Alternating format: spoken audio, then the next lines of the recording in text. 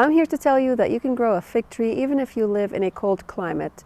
And today we are going to dive deep into how to care for your fig tree. We live in zone 6A, previously zone 5B, and I have a fig tree over here that we've had in this container for many years now. I lost count. Originally it was in the ground. This is a Chicago hardy fig tree. It's supposed to be hardy to zone 5, but what I have found is that it dies back completely to the ground every winter if you leave it in the ground. So I dug it up and I put it in this container and I care for it in this way. And we'll talk about how I care for it in the winter in just a bit. So first things first, let's talk about soil. Fig trees are not really that fussy about what type of soil they live in. They can live in pretty much all sorts of different types of soils. In the area where I grew up, fig trees live in a pretty much limey soil. Our entire land was like limestone. And the fig trees did wonderful in that kind of environment. But I also grew up in a warm environment and in a dry environment. Fig trees love that kind of environment and they actually thrive in those environments. So if you live in a warm, dry climate, you are in luck because your fig tree will love it. Even though they can live, I'm sorry about the dogs. Even though, really? I don't think the dog is going to stop, so I'm just going to keep going. Even though they do not mind what type of soil you put them in, they still do like to receive nutrients like fertilizer and compost and manure and all these things. These are things that are going to help them. It's going to promote their growth. It's going to promote their health. It's also going to promote fruit production, and their fruits are going to grow larger. When it comes to the pH of the soil, fig trees prefer to be between 6.5 and 7 pH. Limey soil, like the one I was describing earlier, is on the base side of things or the neutral side, so it's going to be between 7 and up. And the fig trees thrive in that kind of environment as well. But the key is that you give them the fertilizer and the manure. So let's say you have chickens or cows or anything like that. If you fertilize them with these types of fertilizers, that is going to also help regulate the pH of the soil. Like, for example, chicken manure is acidic, while the cow manure, I believe it is more on the neutral side, and that helps balance the pH of the soil. You can balance the pH of the soil if you have super high pH by adding some soil acidifier. That's going to be sulfur. It's an organic material. It's just the elemental sulfur that is present in the ground. There are two different types of sulfur, and I will leave a link for the fertilizers and soil acidifiers and all the things that you're going to need for your fig tree. On the other hand, if your soil is super acidic, you are going to need to balance that acidity by adding some lime.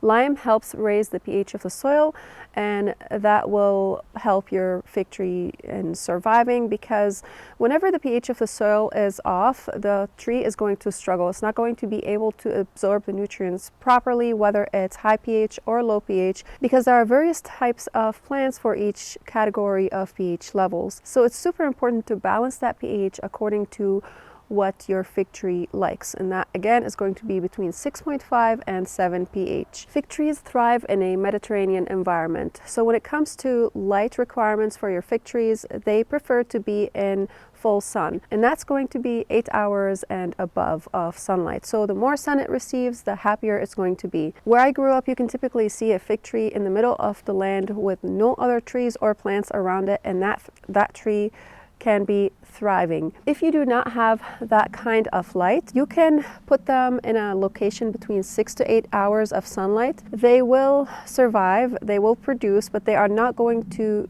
do their absolute best. So the more sunlight you give them, the happier they will be. When it comes to watering, if your fig tree is in the ground, unlike the fig tree that I have over here, then you do not want to drown it. They do like to dry out between waterings. They do need water, but not as much as you think they do. The tree will sort of tell you when it needs that water, It's better to not let it wilt if that's possible, but generally speaking, they can survive without any sort of water for a long period of time. Again, where I grew up, in the summer, it's super dry. We did not receive any rain whatsoever, and those trees would stand in the field with no water whatsoever, and they were doing great. Could they have done better if they were given some supplemental watering?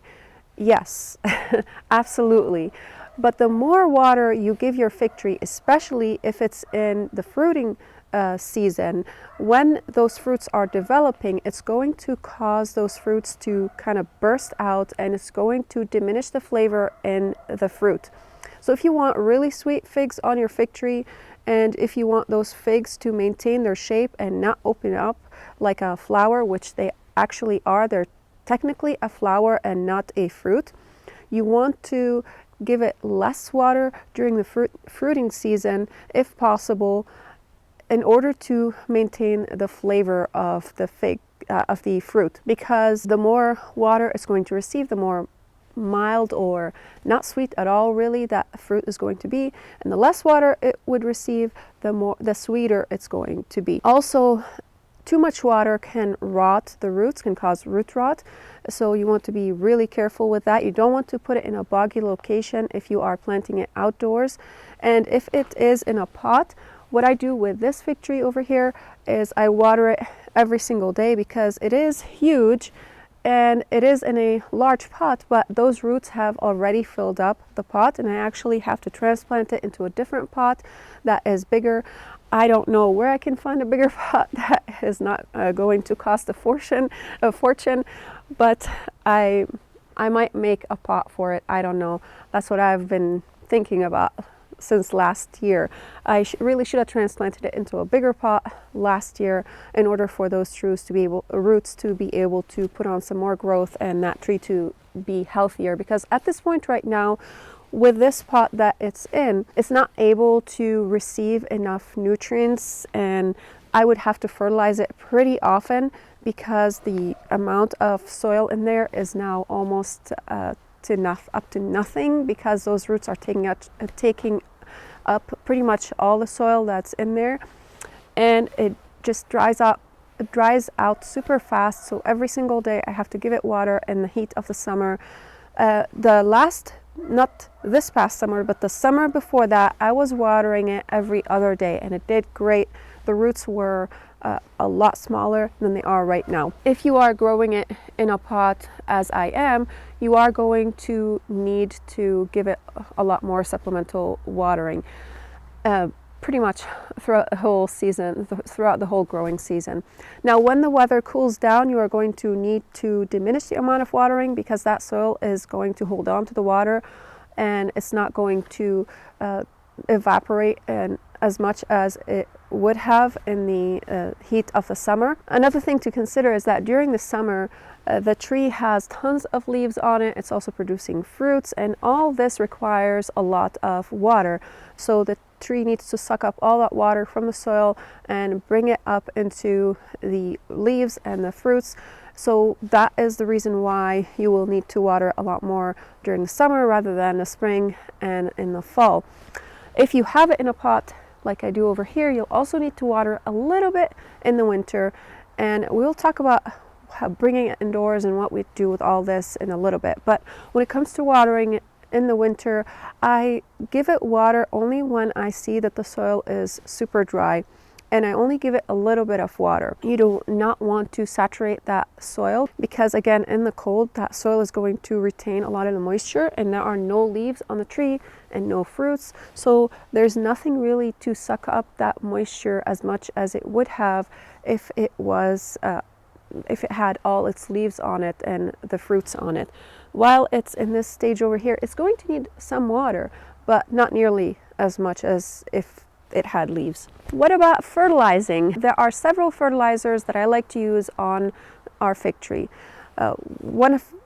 Two of them I already mentioned, and it's chicken manure and cow manure. These are organic natural fertilizers. Other organic natural fertilizers I like to use are the Espoma tritone and the Hollytone. Hollytone is going to be a little bit on the acidic side, and tritone is more on the neutral side, and they both contain great elements in them that are going to provide all the nutrients that your fig tree will need. So when it comes to the timing of fertilizing, I fertilize this fig tree once in the spring and twice in the summer. You can pretty much fertilize it once a month from the spring all the way throughout the end of the summer, and you can stop during the fall season if you were using granule fertilizer to fertilize it with.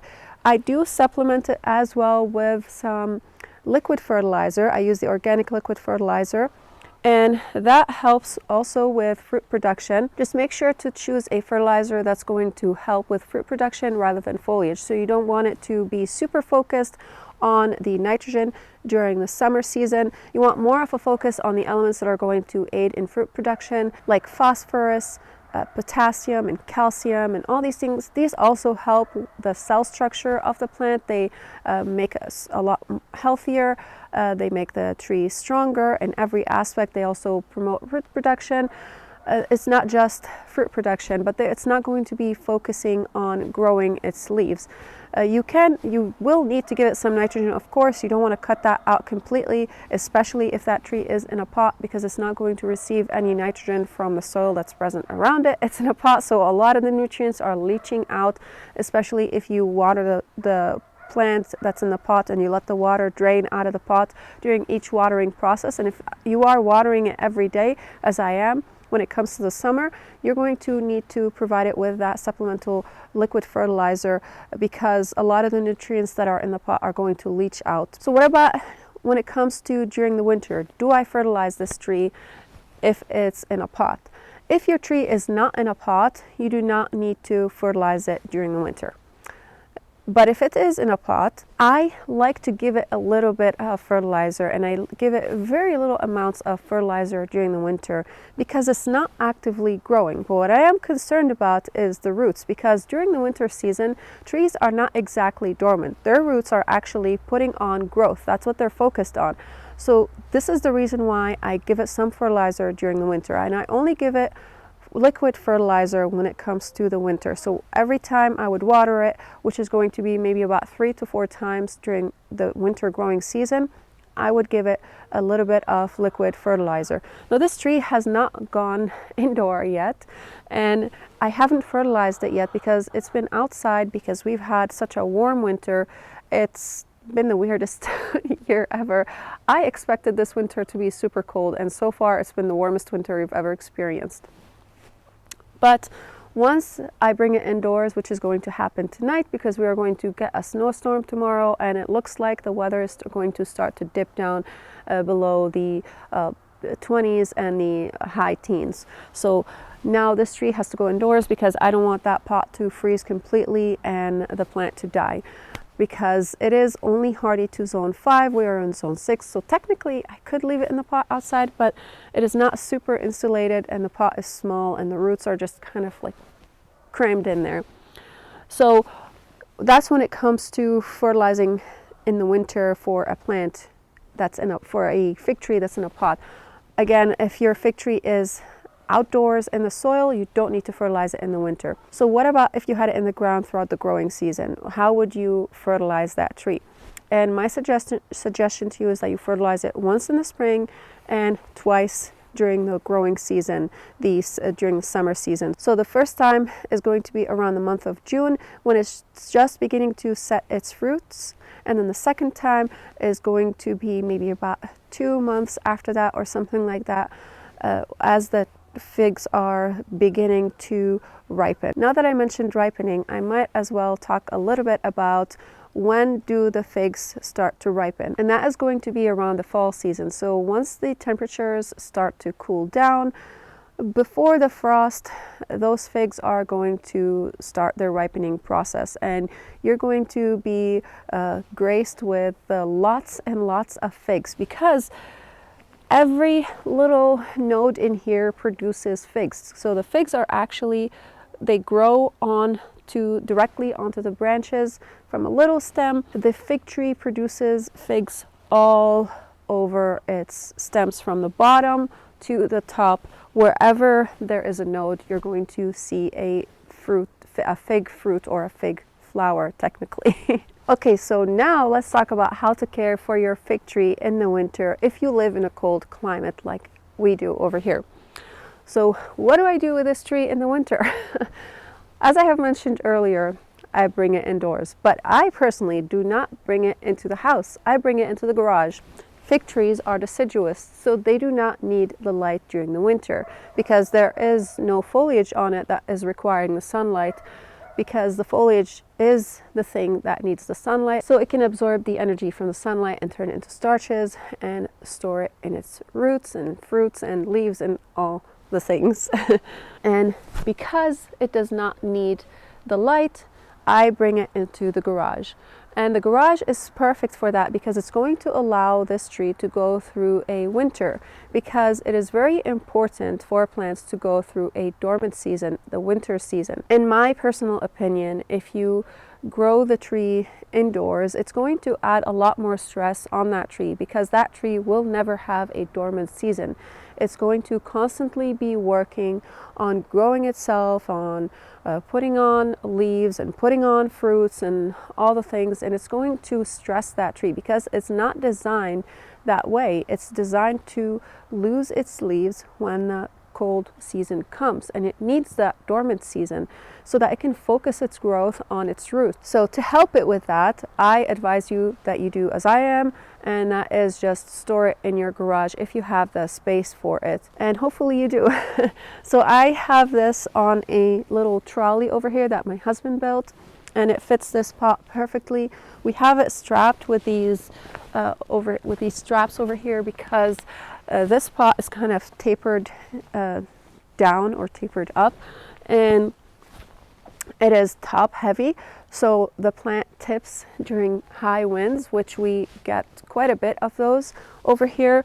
And this is the reason why we have those straps on it, to hold it down so that it does not tip over. And it did tip over several times before we did that, and these straps helped and they kept it in place, so we don't have to worry about that anymore. So when do you bring it indoors? I'm shivering, so you probably can hear this in my voice.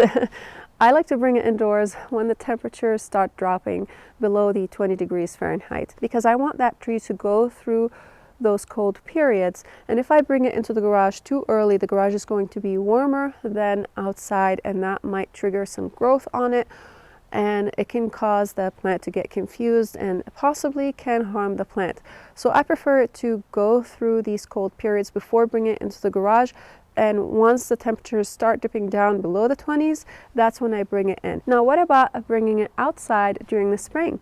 I do the same exact thing in the spring.